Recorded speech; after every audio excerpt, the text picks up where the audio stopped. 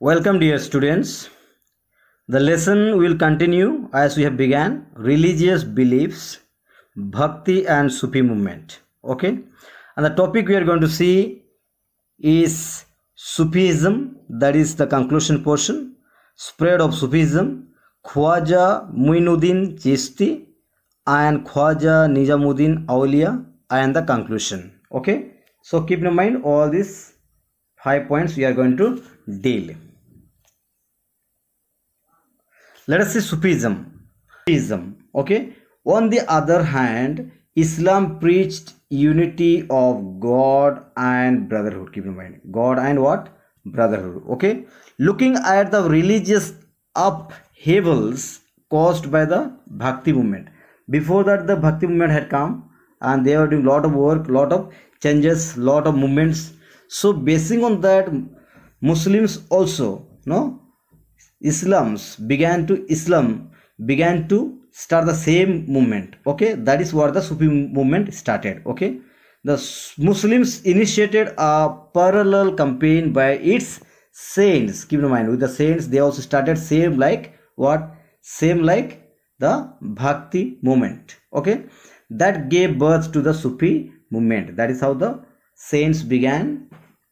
Okay, Muslims saints began, and that is how Sufi movement began at this time. Okay, the term Sufi is used for Muslim saints. Okay, Sufi is used for what? Muslim saints. Keep in mind. Okay, who like Hindu saints aimed at achieving development of their mind and consciousness. Of course, the Bhakti movement was doing the same. So this saints of Muslim community also began to do the same activities for the Muslims. Like Bhakti, what they did, like Bhakti, Sufism took roots in both rural and urban areas, keep in mind, and exercised a deep social and political and cultural influence on the masses, keep in mind. Okay, so that is what happened. It rejected all forms of religious of orthodoxy, and falsehood. Whatever was orthodox type of religious, they rejected, and falsehood also. They aimed at creating a new world order in which spiritual bliss was only and the ultimate goal. Spiritual bliss, spiritual blessing, spirituality was the only way, ultimate goal of this Sufism. Keep in mind. Now again we see, in those days when struggle for political power was the prevailing madness. What was happening? Political power was prevailing madness. The Sufi saints reminded people. What they reminded, you can see here, reminded people of their moral obligations. Keep in mind. They reminded people of their what? Moral obligations, moral duties about the political activities. They tried to bring peace and harmony also. They tried to bring peace and harmony during those chaos time. Okay. The most important contribution of Sufism is that it helped to forge. Okay. Forge means lead. To lead the solidarity and brotherhood between these two communities. They wanted to bring what?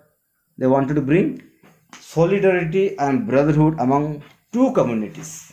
Okay, so that is what they tried to do. Okay, especially what? Hinduism and Muslims, they wanted to bring unity and brotherhood. Okay, by the 12th century CE, Sufism had become a universal aspects of Islamic social life as it is what we see here. Okay, keep in mind, what is that main point? You can read here. Influences extended over almost the entire Muslim community. Wherever Muslims were there, it influenced. Okay, and it extended means here spread over. Okay, so influence was spread over entire community, entire Muslim community. Okay, the Sufi saints transcended all religious and communal distinctions. Okay, they did that and worked for promoting the interest of humanity at large. So at this time, what these Sufi saints they did, wanted to work for the humanity at large. Okay, they wanted to bring peace and they wanted to promote peace among every community. Okay, the Sufis were also what? Sufis were also a class of philosophers, keep in mind, in their religious for their remarkable secular outlook. Okay, it is a philosophical outlook. What is that? Sufis regarded God as the supreme power, keep in mind, God as the supreme power, and believed that one must admire it, take delight in, okay, take delight in his thoughts. Whose thoughts? Is God's thoughts. Okay, whatever God's ideas, God's thoughts are same, the human being should actually observe. Okay, and concentrate their attention on what? On him only. On him means only on God only they should concentrate. The main features of Sufism are, let us see, the main features of Sufism are, first one is Sufis rejected the elaborate rituals and codes of behavior demanded by Muslim religious scholars. Sufis think that love and devotion are the only means of reaching God. Love and devotions are the only means of reaching God. Okay. Along with Prophet Muhammad, they also attached great importance to Pir. Okay, Pir means Guru, who could lead them on the correct path. Okay, keep in mind. They sought union with God. Okay, they searched union with God. Okay, they were looking for union with God through what? Chanting of God's name. What is the Zakir? Okay, Zakir, and through devotional music. They wanted to be union with God by devotional music and chanting his name. Okay, we see next point. They professed respect for all religions and to lead a simple life. Keep in mind, they insisted that people should keep away from greed. Now the next point is spread of Sufism. A genealogy of Sufi teachers or the silsila started, wherein each had a slightly different form of what? Instructions. Genealogy means origin. Okay, genealogy of what? Genealogy of Sufi teachers or the silsila. Sufi teachers are also called the silsila. Okay, started wherein each had a slightly different form of instructions. Okay, different form of instruction was there. Of these, the Christis. Okay, there's one Christis and Sahrawadis. Christis and Sahrawadis, there are two types of people here, were the most popular ones. There are two groups, Christis and Sahrawadis. They were giving instructions in their own way. Okay, it had teachers like Khwaja Muinuddin Chishti. I had told you names of Ajmer. Okay, he was from Ajmer. Baba Farid of Punjab, keep in mind. Khwaja Nizamuddin Auliya of Delhi. Okay, these are different name of the persons and groups, and also place also mentioned. Okay, Khwaja Kutubuddin Bhakti Kaki of Delhi, keep in mind, long names.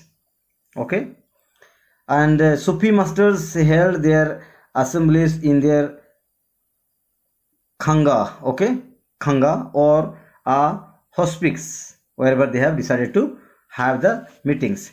Devotees used to come to these khangas, okay, khangas we call some khanga, and discuss spiritual matters. They used to discuss spiritual matters, take part in dance, music sessions, and sought the blessings. Sought means seek, or what? Blessings of the saints for solving their problems. Okay, keep in mind.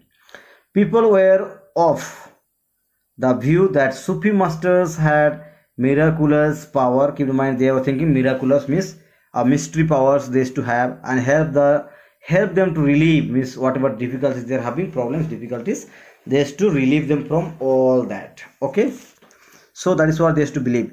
And their tomb of Dargah became a place of pilgrimage to which thousands of people of all faiths throng is to go, okay, to flock. Even in the modern world, also it happens the same. People, thousands of people, they go to the tomb where they think he was a saint, and they get blessing from that also.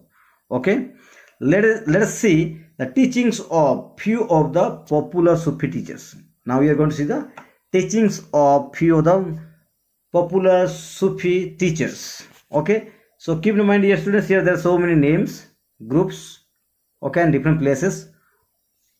Basically they were all saints. Okay, now we are going to see a first person, Khwaja Muinuddin Chishti. That is the first person, okay, saint. Khwaja Muinuddin Chishti came to India towards the close of 12th century. Keep in mind, initially he stayed in Lahore. Keep in mind, stayed in Lahore. Okay, who? Khwaja Muinuddin Chishti, and moved to Delhi and finally settled in Ajmer. Keep in mind, moved to Delhi, then finally came to Ajmer.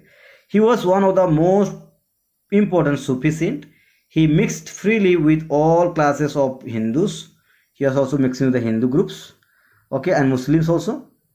According to him, the greatest form of devotion to God was the service of humanity. Okay, he used to have devotional musical gatherings. Keep in mind, he led a simple and pious life. Keep in mind, and believed in selfless service, which attracted people from different parts of the world.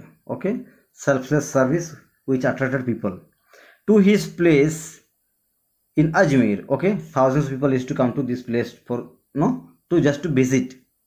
Okay, his dargah in Ajmer has become a place of pilgrimage for both Hindus and Muslims. Keep in mind, dargah means tomb where he is being buried.